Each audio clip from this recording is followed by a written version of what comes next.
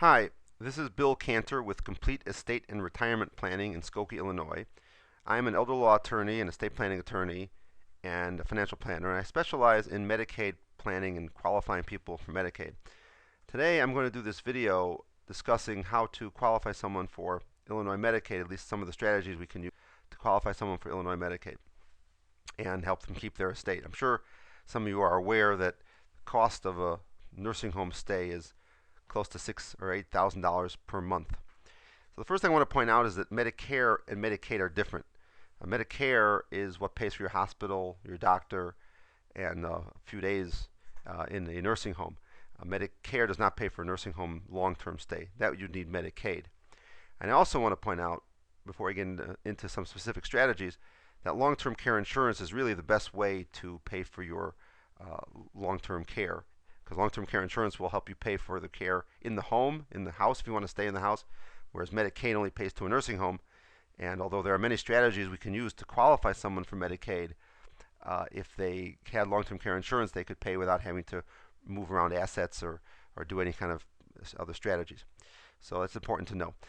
The basic Medicaid rules for an individual in Illinois, as opposed to a married couple which have different rules, we'll do another video about that, is you have to be over 65, you have to be a U.S. citizen, you have to be in need of care. This means you can't go into a nursing home and say, I have a bum knee, I want you to take care of me and have the state pay for me.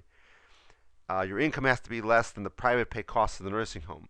So if the private pay cost of the nursing home you're in is $7,000 a month and your income is $8,000 a month, you can't qualify for Medicaid, because Medicaid will say use the money you have coming in. And you have to have assets less than $2,000. Again, that's for Illinois Medicaid. Other states have different rules. We're talking here about Illinois Medicaid. So we're going to use this case based on the case of All in the Family, the show All in the Family.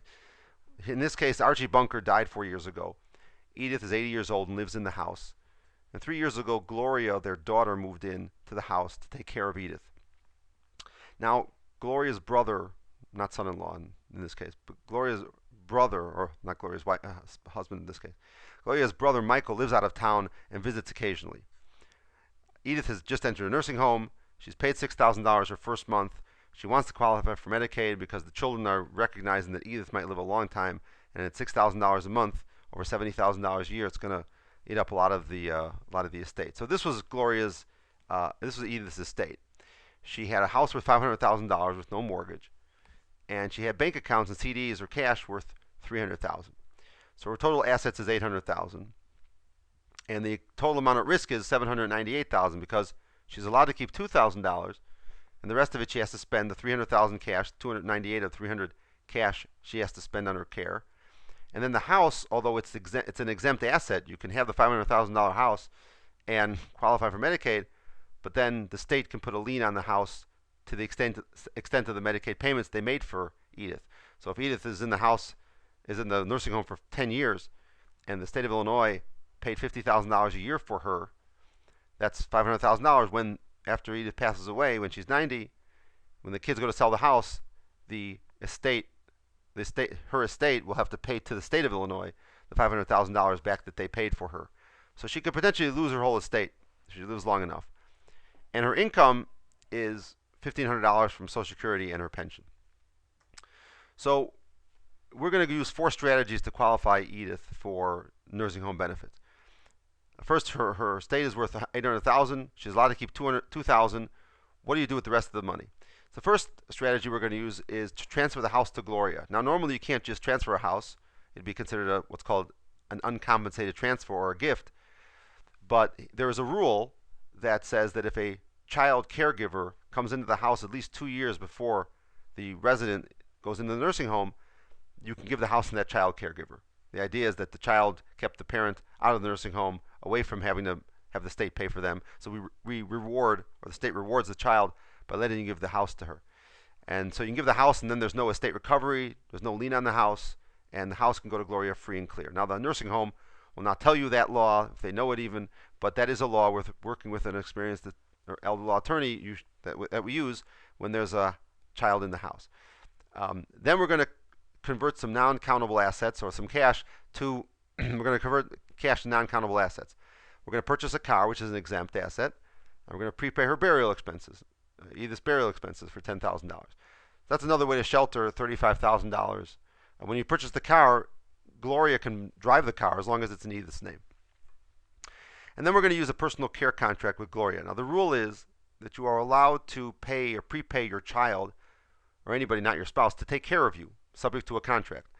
So if you use a reasonable rate like $20 an hour or 20 hours a week or $400 a week or almost $21,000 a year, you prepay your child $21,000 a year over your life expectancy or however many years you want, subject to a contract that says exactly what services Gloria, the daughter, will perform for Edith.